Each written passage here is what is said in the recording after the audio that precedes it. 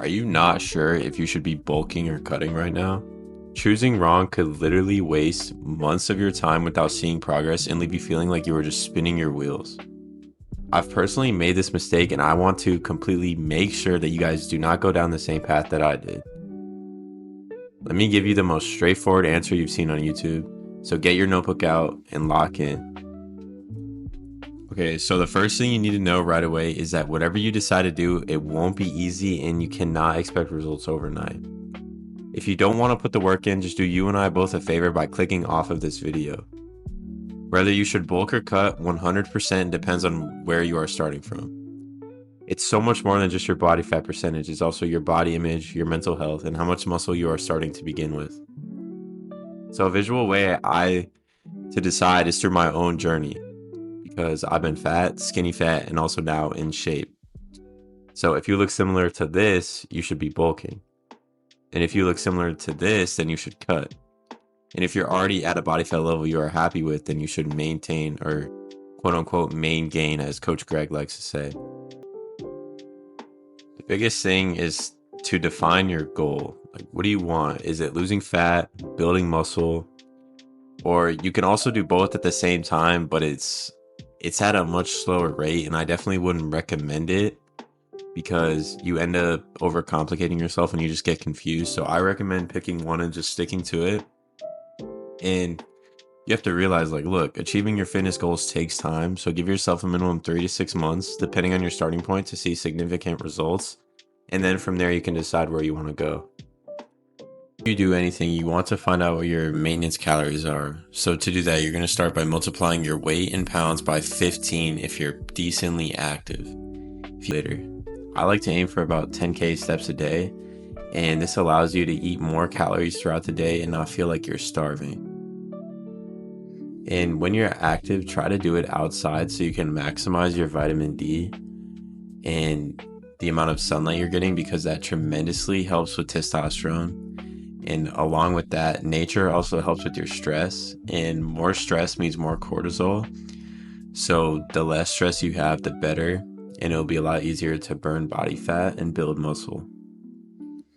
So whether you are cutting, bulking, or maintaining, you need to be training with intensity.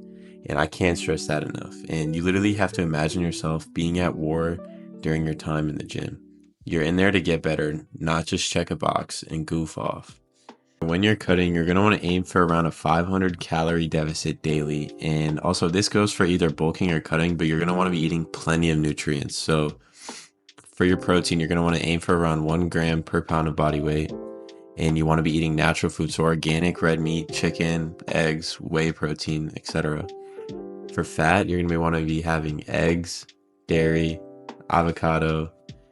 Time your carbs around your workouts for sustainable energy, because you're going to be having less calories, so you're going to have to plan out a little bit more. And I also recommend taking 5 grams of creatine monohydrate daily as well. And because it boosts energy production, so it increases your muscle stores of phosphocreatine, which helps regenerate ATP, and ATP is the primary energy molecule. So that being done much quicker during your intense exercises will help you so much. And also creatine improves strength and performance. So supplementing with creatine can significantly enhance strength, power, and muscle mass gains during training. And it also increases speed bursts, requiring short periods of anaerobic activity. So you'll be more explosive, if that makes sense. And also it helps with your recovery and growth. So it helps cells retain water, so cell volumization. And it supports muscle repair and growth way faster. So one of the biggest mistakes I see is people starving themselves on a cut. And let me tell you, starving yourself will make you regress.